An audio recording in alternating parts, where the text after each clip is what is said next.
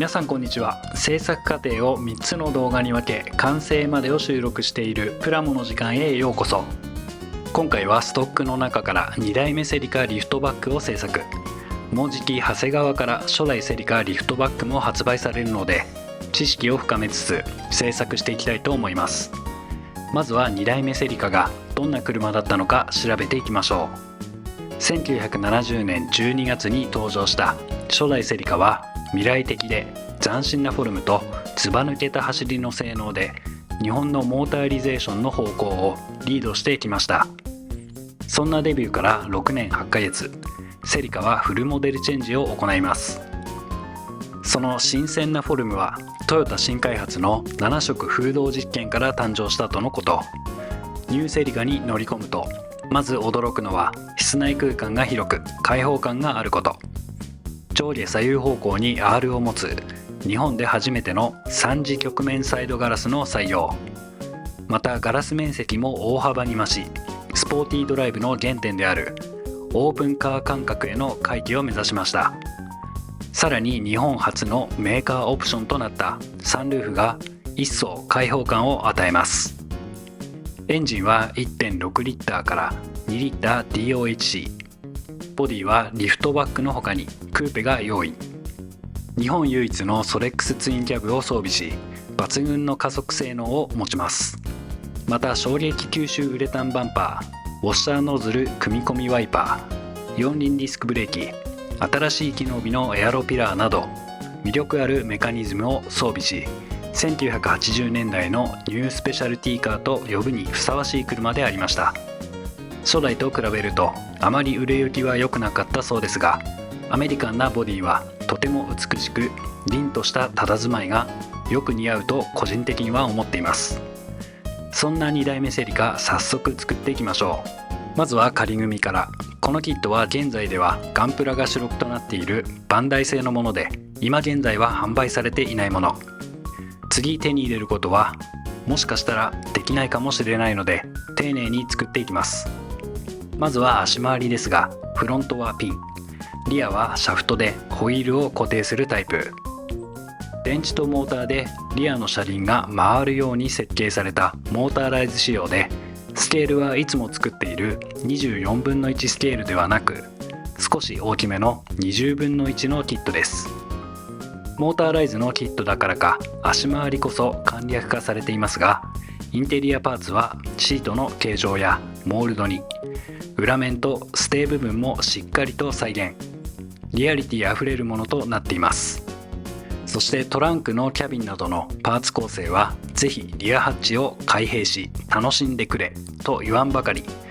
こんなにしっかりしたパーツ構成なので、せっかくですからリアハッチやドアは開閉し楽しもうと思います。エクステリアではフロントマスクやリアテール一式、ドアミラーやホイールなどがメッキ加工されていますので、旧車の特徴でもあるメッキの表現は手間をかけずに簡単にできそうです。車高もピカイチ、バランスも良く美しいセリカにたどり着けそうです。いつも作っているスケールよりも若干大きなスケールなので、塗装面こそ広くはなりますが組みやすさは格段に上がりますね。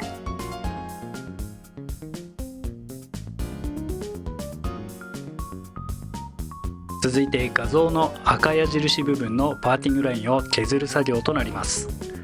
模型メーカーがプラモデルを製造する過程で金型同士を合わせてパーツを成形しているので、どうしても付着してしまうのがパーティングラインやバリですが、これを消すのと消さないのでは仕上がりに大きく影響してきます。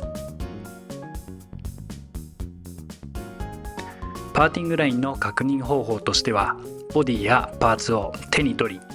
実際に指で触ってみること。カーモデルの場合はボディを真上から見た際、左右対称的に縦にラインが入っていることが多く、バンパー周辺は特に頑固なラインになっていることが多いです。作業手順としては320番のタミヤのペーパーヤスリで水をつけながら削り取り除いていきますが、取り除く際の注意点として実車にある細かなプレスラインもありますので、その部分まで削ってしまわないよう注意しつつ取り除いていきます。320番で取り除いたら、ヤスリの番手を上げつつ1500番まで仕上げ、塗装に向け準備しておきます。次に筋彫りを行っていきます。使用しているツールはタミヤ製の筋彫り調光ブレードで、ブレードは 0.15mm と 0.2mm を使い分けています。用途としては 0.15mm のブレードは全体的な使用、 0.2mm のブレードはドアやボンネットなどの開閉パーツなどに使用しています。リアルな完成度を追求するにあたり、ボディのパーツそれぞれに対し筋を入れておかないと、塗装を重ねた時に溝が塗料で埋もれてしまいシャープさが欠けてしまうので、塗装する前の下準備の段階でしっかり彫っていきます。といっても筋を深くしすぎると不自然なシルエットになってしまったり、パーツが貫通し割れてしまう場合もありますので、あくまでも軽いタッチでそれぞれのパートで3から5往復を目安に丁寧に彫り込んでいきます。ドアやボンネット、モールやバンパーの継ぎ目、給油口カバーやウィンドウモールの外側を筋彫りし、塗装に備えます。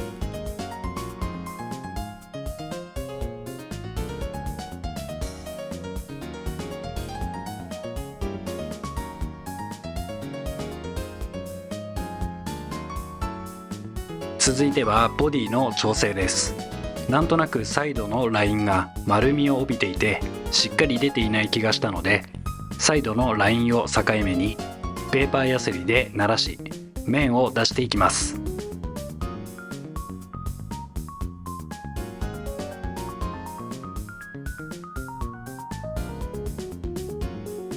次にキーボックスは配給パーツのマイナスモールドに乾燥するので、モールドされている部分を削り 0.8mm のピンバイスで穴を開けます。ついでにフェンダーミラー部分は真鍮線で固定するのと、ハンドルステーにもマイナスモールドを仕込むので穴開けを。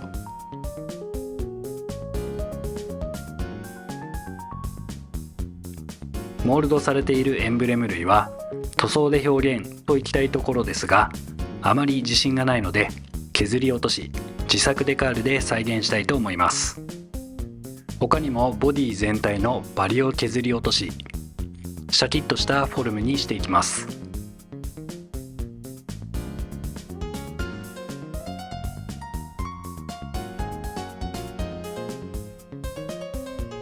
唯一再現されていなかったフェンダーアーチのメッキモールはプラ材で再現です。エバーグリーン製のプラ材をフェンダーのセンターから貼り付け始め、左右と順に貼り込んでいきました。ちょうどいいところでデザインナイフでカットし完了です。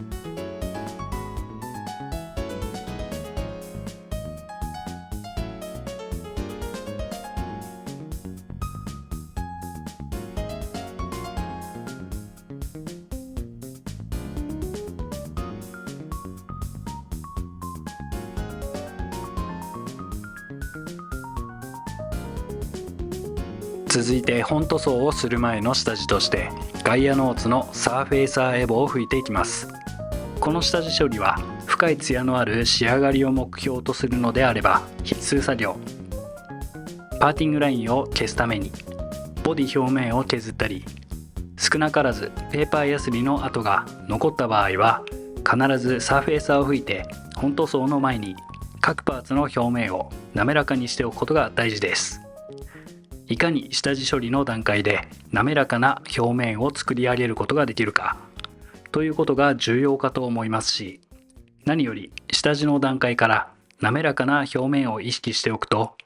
後の鏡面仕上げの工程で凹凸が少なく仕上がるので、鏡面仕上げの作業時間を短縮でき、結果的には効率が上がります。